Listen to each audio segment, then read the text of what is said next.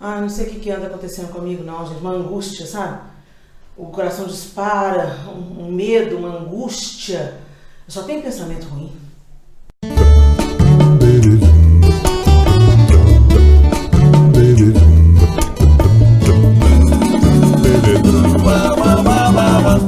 Ultimamente se fala muito em dietas. Dieta para manter o corpo em forma, dieta para manter a mente funcionando, dieta anti isso, dieta anti aquilo. A gente cuida muito daquilo que a gente coloca no prato, ou pelo menos deveríamos, né? Porque disso depende a saúde do nosso corpo físico. Mas a gente não tem tanto cuidado quanto aquilo que a gente coloca para dentro da nossa alma, para dentro dos nossos sentimentos, para dentro dos nossos sentidos, né? E o apóstolo Paulo, lá em Filipenses, no capítulo 4, no verso 8, ele diz assim: tudo que é verdadeiro, tudo que é honesto, tudo que é justo, tudo que é puro, tudo que é amável, tudo que é de boa fama, se alguma virtude existe, nisso pensai. É isso que o apóstolo diz. E a gente nem sempre segue esse conselho. A gente vai colocando tudo quanto é lixo para dentro da gente, né? A gente assiste coisas que vão contra a palavra de Deus ou que plantam em nós revolta, desesperança. E a gente não faz isso só na televisão, no cinema, a gente também, ao tempo todo, nas redes sociais, a gente vai colocando para dentro de nós coisas às vezes que a gente nem planeja, né? Então eu quero colocar também no seu coração aquilo que ele falou lá em Colossenses: pensai nas coisas que são de cima e não nas coisas aqui da terra. O apóstolo Paulo amplamente nos orienta. Lá em Romanos ele também fala assim: transformai-vos pela renovação da vossa mente, para que você experimente a boa, perfeita e agradável vontade de Deus para vocês. Ou seja, a Bíblia está recheada de instruções claras para a gente pensar, prestar atenção naquilo que a gente coloca para dentro de nós e naquilo que sai dos nossos pensamentos. Porque também a Bíblia diz que assim como a gente pensa, a gente é. Então, cuide da nutrição da sua alma, colocando para dentro das suas emoções, dos seus olhos, dos seus ouvidos, aquilo que pode te encorajar, te edificar. Ah, Helena, então a gente vai ficar alienado, né? Não, alienado não. Você pode se informar em fontes precisas, orar por aquelas situações que você sabe que deve orar e não se deixar envolver, não se contaminar, não ficar se alimentando daquilo que não vai edificar. Hoje em dia as pessoas não demonstram gentileza e têm muita dificuldade de obedecer regras e aquilo que está estabelecido. E a vida acaba ficando bem complicada e bem chata.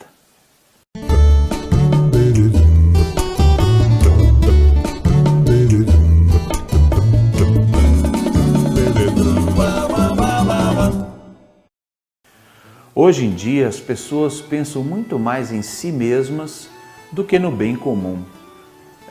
São egoístas e têm dificuldade de demonstrar gentileza, cortesia, respeito ao limite do outro e fazer aquilo que tem que ser feito, respeitar as normas, obedecer às regras. É tão complicado isso, às vezes você vê as pessoas estressadas no trânsito, no dia a dia, dentro do ônibus, nos aeroportos, não respeitando coisas simples, como, por exemplo, uma linha que delimita o local onde você deve esperar a sua bagagem quando você chega do seu voo, não amontoa todo mundo ali, próximo da esteira, e se tem alguém atrás e a bagagem chega, tem que pedir licença e às vezes bater a bagagem nas pessoas. Esse é só um exemplo. Mas você pode perceber no dia a dia situações em que as pessoas agem como se só existisse ela.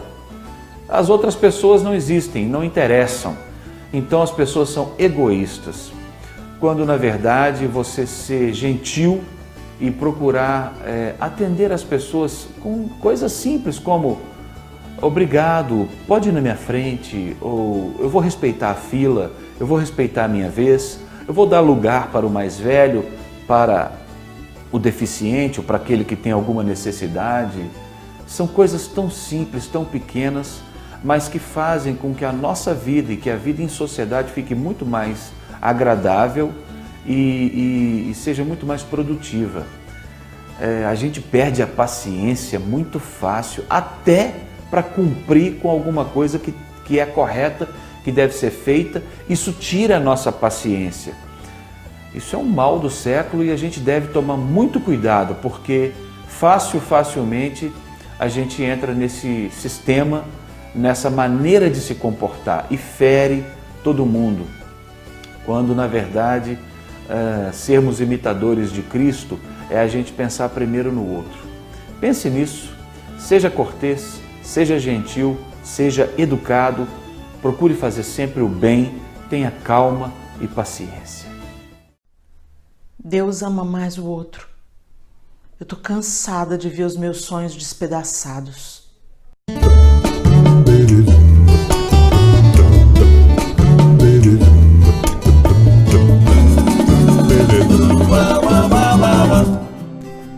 Ao longo da vida, nós nos frustramos. Sim, a frustração está na nossa jornada.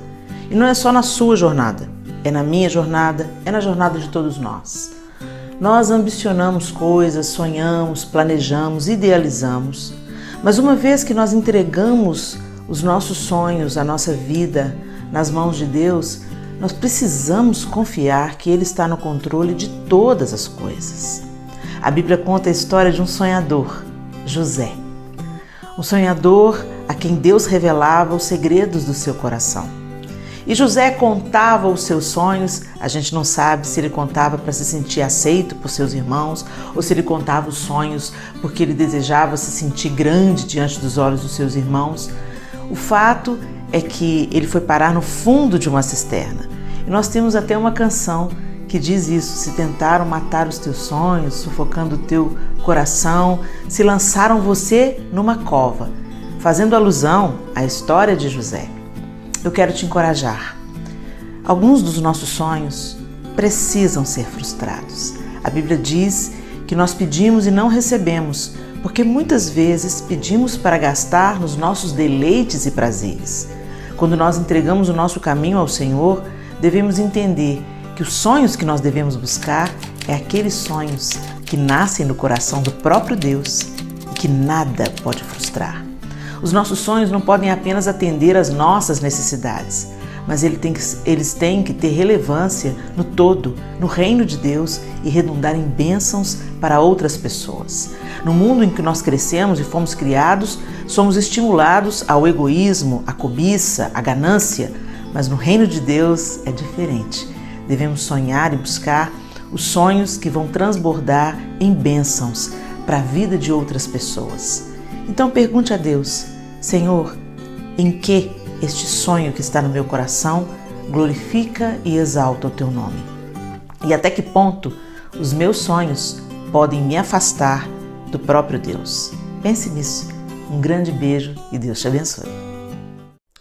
Ei, pega leve aí, calma, deixa o menino aprender com as próprias experiências. Não fica muito em cima não, para de cercear o menino. Dá liberdade para ele, só.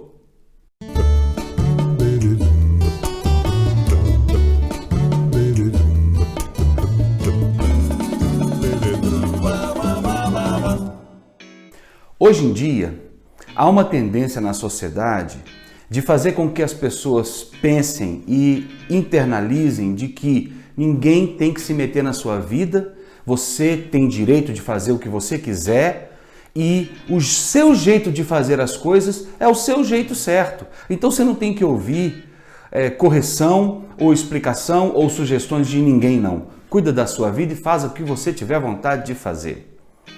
Isso é uma coisa extremamente perigosa, porque se tem algo que é precioso na nossa vida, é quando a gente recebe uma correção. A palavra correção subentende que você está num caminho equivocado, num caminho errado, num caminho que talvez vai te levar para um lugar desagradável, onde vai dar alguma coisa muito errada. E a correção, ela vem para corrigir isso daí. A gente tem que saber entender, ouvir e aceitar as correções que vêm das pessoas que com certeza nos amam. Percebem alguma coisa equivocada que nós estamos fazendo e pelo conhecimento maior ou por ter já experimentado algo naquela situação, vão se levantar e vão apresentar a você uma correção. A dificuldade que existe hoje em dia é porque as pessoas não têm hoje condição e não têm prazer ou não têm vontade de expor os erros. Não, eu vou mostrar minha debilidade, eu vou mostrar as minhas deficiências, o que vão falar de mim? Olha, você expor os erros é uma bênção, porque diante dessa exposição vem a correção daqueles que te amam. Eu trabalhei como professor durante 25 anos da minha vida e uma das coisas que eu procurava explicar para os meus alunos, para que eles entendessem, é exatamente do privilégio de ter alguém para te corrigir. E eu dizia assim, olha, eu quero que no final desse período aqui você se lembrem de mim como um professor que pegava no pé, um professor que chegava junto, um professor que me corrigia quando eu cometia algum erro, seja dentro da matéria especificamente ou seja até de comportamento. Preferia que fosse lembrado dessa maneira do que aquele professor, gente boa, camarada, chegado, que deixava rolar do jeito que fosse, mas nunca me deu uma correção. Ou seja, limitou-se a ser meu chegado, meu companheiro, mas não me fez aprender nada porque não me corrigia. Aquele que ama, corrige.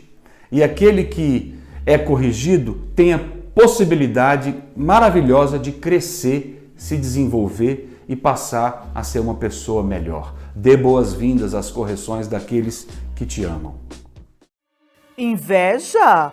Claro que não! Justiça!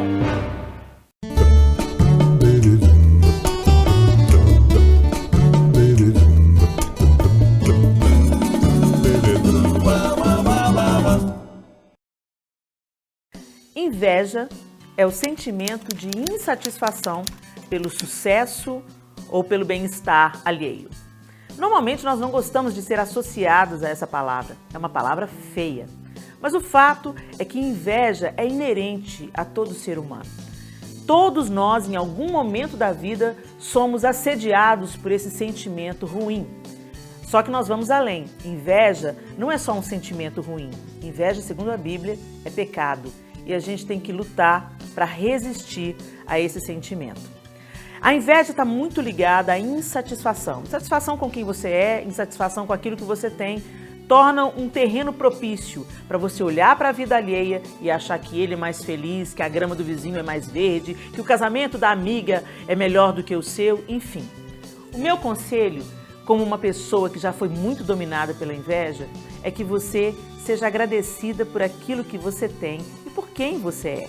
Para de olhar para a vida alheia, gente. Todo mundo, por mais que a foto esteja bonita no Instagram ou no Facebook, também tem suas lutas e seus desafios. Não vale a comparação.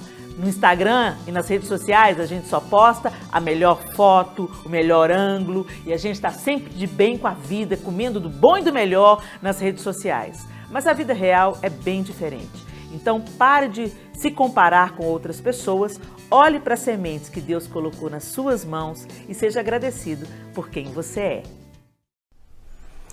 Aí nossa mãe colocou nós dois sentados ali naquele banco para esperar o ônibus. De repente veio aquele cara grandão, enorme, gordão mesmo, que cada passo que ele dava tremia tudo, até o banco onde a gente estava. Logo depois dele veio aquela moça pequenininha, mas tão pequenininha que para sentar no banco ela tinha que correr para dar impulso. E depois dela veio aquele moço que tinha uma perna menor do que a outra e andava sempre assim, manquitolando, dando de lado, né? Aí eu virei para minha irmã e falei assim, o que você achou mais legal? O gordão, a anã ou o mancuebinha?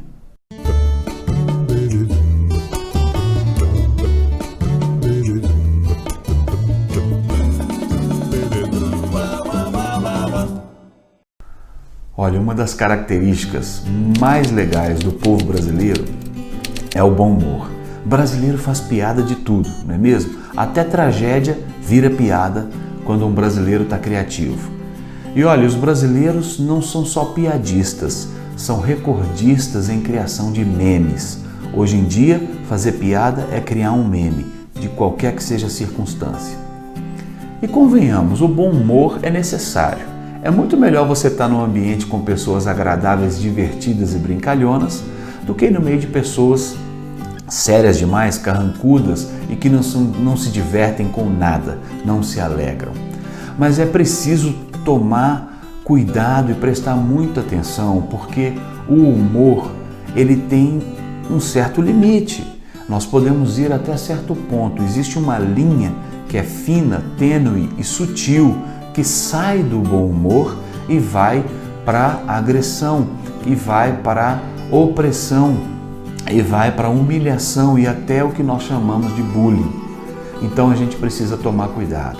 Às vezes, se alegrar e fazer piada com uma situação que pode ofender o outro, dá um resultado completamente oposto ao de se querer alegrar. Às vezes você convive com pessoas muito próximas, muitas vezes família, que a gente já estabeleceu uma convivência tão profunda a ponto de conhecermos os limites uns do outro. E aí umas brincadeiras um pouco mais apimentadas são toleráveis, porque a gente já conhece, já sabe até onde podemos ir e temos liberdade um com o outro para dizer, olha, para aí, você passou do limite, agora já está me ofendendo, vamos parar por aqui. Mas muitas vezes nós estamos inseridos em grupos que a gente só conhece e às vezes a gente começa a soltar piadas que podem ofender a outra pessoa, então tome cuidado. E também existem aquelas pessoas que às vezes não se manifestam, às vezes têm feridas profundas e coloca como uma barreira, uma proteção, aquele comportamento assim, não, tá tudo bem, eu não importo com isso não, tá tudo bem, é só brincadeira. Mas às vezes isso é só uma fachada. No fundo, a pessoa se importa sim e aquela ferida só aumenta. Então, vamos tomar cuidado, vamos vigiar, bom humor sim, com certeza, mas com limite, para não ofender o outro. É importante pensar no outro. Se não for para falar o que é certo, fica caladinha, tá?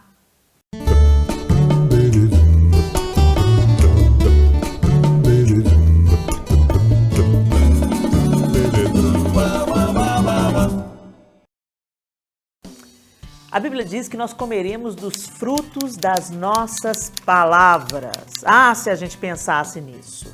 Normalmente a gente pensa na lei da semeadura quando a gente vai ao gasofilácio, quando a gente entrega uma coisa muito importante para alguém, quando a gente cuida de um doente, aí a gente logo pensa na lei da semeadura. Estou plantando bem, estou plantando generosidade, estou fazendo o que é certo, vou colher. Só que a gente não tem o mesmo cuidado de pensar na semente quando a gente está plantando uma palavra e as palavras criam. O poder da vida e da morte está na palavra. Então eu quero te dar uma sugestão. Vigie o que você conversa. A Bíblia diz também que nós seremos cheios do Espírito se nós falarmos entre nós com salmos, cânticos e hinos espirituais. Lá em Efésios é isso que o livro diz. Enchei-vos do Espírito, falando entre vós com salmos, cânticos e hinos espirituais. A gente tem que cuidar do teor das nossas conversas se a gente quer ser cheio do Espírito. E Jesus também disse que aquilo que contamina o homem não é o que entra pela boca, mas o que sai da boca. Às vezes você está vivendo uma vida caótica. Quem sabe é a colheita que chegou das muitas palavras erradas e maledicentes que você plantou no passado. Fica a minha dica aqui para você. Vigie as palavras que saem da sua boca. Que elas sejam para encorajar, que elas sejam para encher de fé, que elas sejam para edificar, que elas sejam para construir aquilo que é bom. Tá ok? E as palavras ruins, as críticas destrutivas, as muitas opiniões nas palavras ditas ou tecladas, repense, porque quem vai comer do fruto é você mesmo. Você consegue dar valor para aquelas coisas que são boas e que foram legais?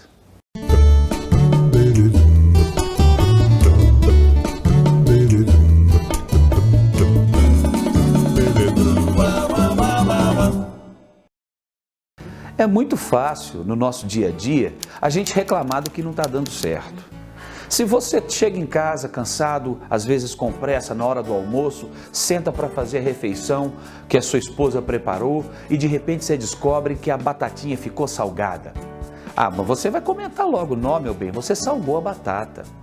Mas quando ela prepara aquela macarronada caprichada, com tempero que você gosta e que você lambeu os beiços, você também fala, meu bem, parabéns, que comida gostosa que você fez. É muito fácil a gente reclamar das coisas, mas é muito necessário a gente observar também quando dá certo, quando ela dá certo, quando os filhos acertam, quando alguma coisa saiu muito legal, elogie, comente, valorize. Quando você valoriza aquilo que dá certo, você empurra a outra pessoa para frente. E também o que acontece? Quando você precisar fazer uma crítica, reclamar de alguma coisa, apontar alguma situação que não está legal, sua esposa vai te ouvir, seus filhos vão te ouvir, porque eles sabem que quando as coisas estão legais, quando vão bem, você elogia, você incentiva, você valoriza. Isso é muito importante na vida a dois. Honestamente, já deu. A fila anda, entendeu? Tô cansada. Eu quero é ser feliz.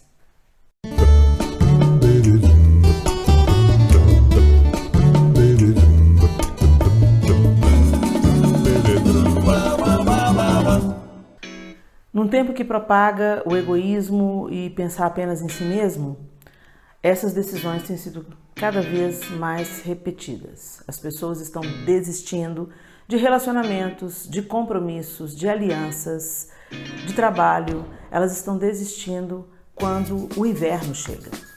Eu costumo dizer nas minhas pregações, e se você me acompanha, você sabe que já ouviu isso diversas vezes, a vida é cíclica, como na natureza.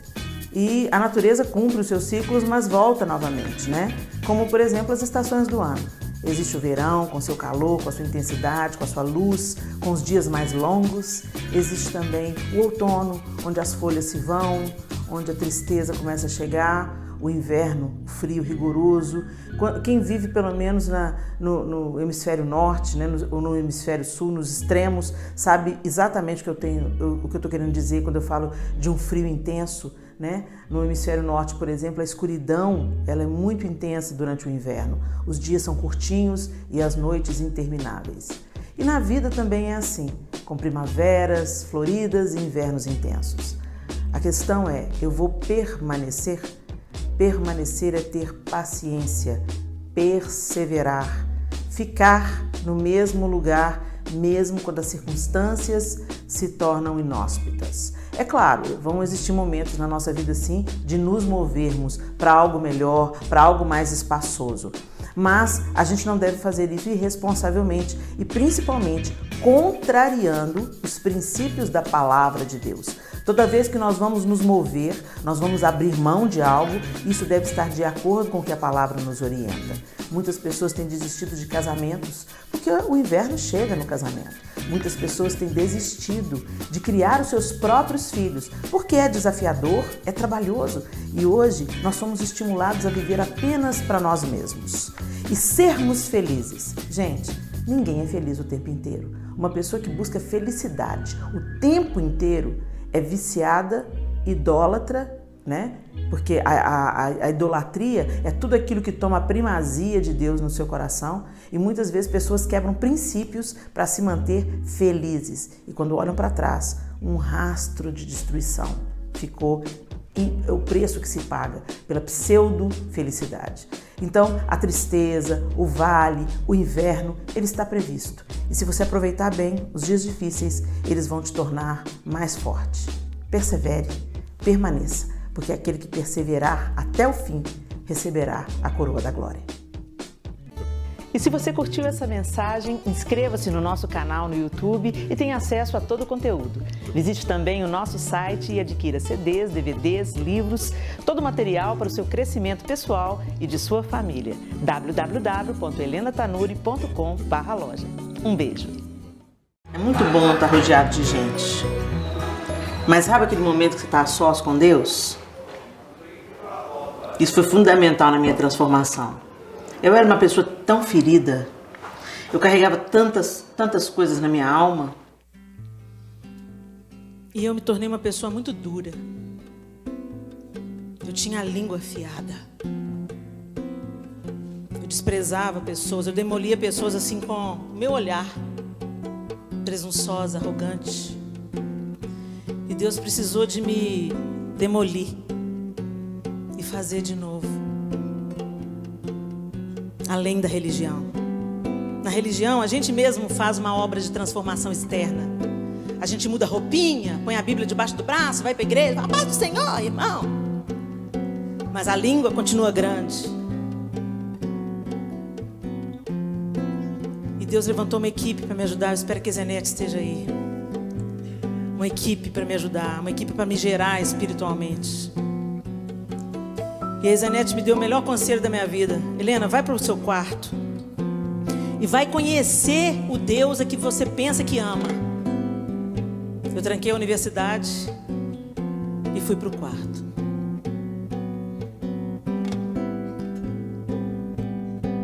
Rasguei meu coração no quarto de oração, buscando ouvir a Deus como jamais ouvi.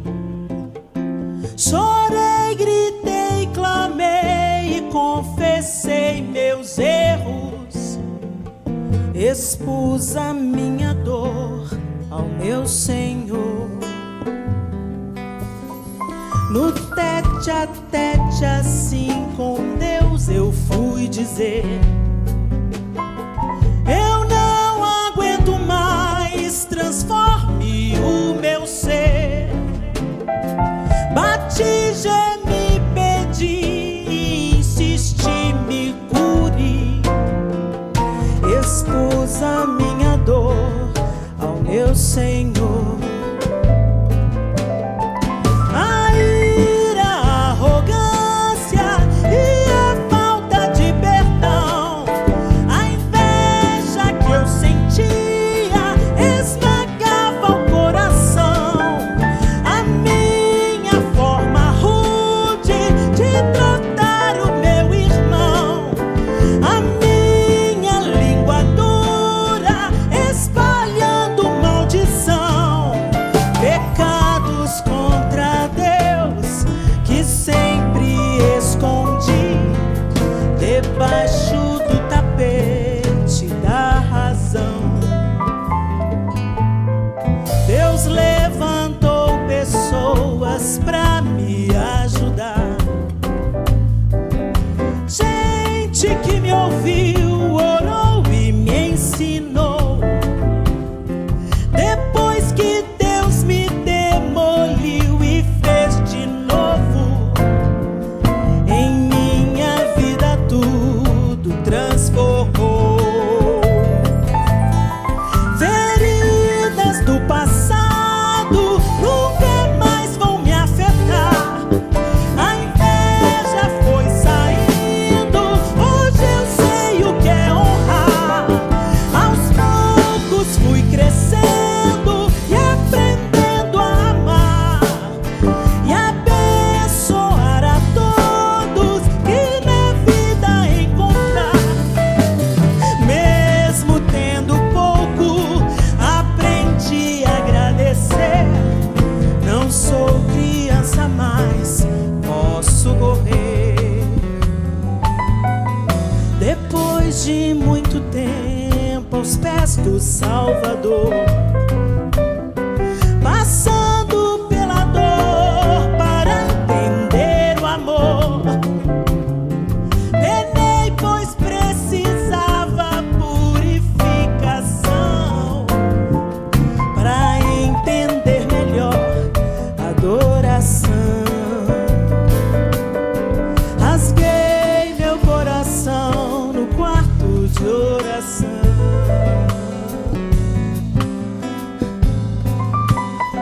Rasguei meu coração, rasguei meu coração, rasguei meu coração.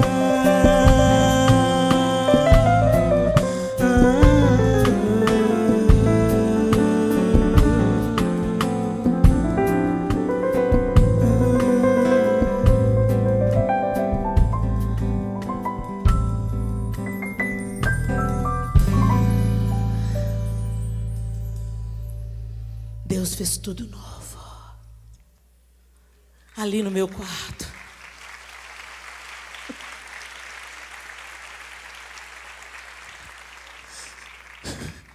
Não se trata de quem te assiste, Eu não sei o que você está passando na sua vida. Experimenta o quarto de oração. Fala com Deus a sua língua. Fala com Deus do seu jeito. Rasga o seu coração. Expõe para Ele a sua dor, a sua necessidade. Deus não está morto, nem surdo.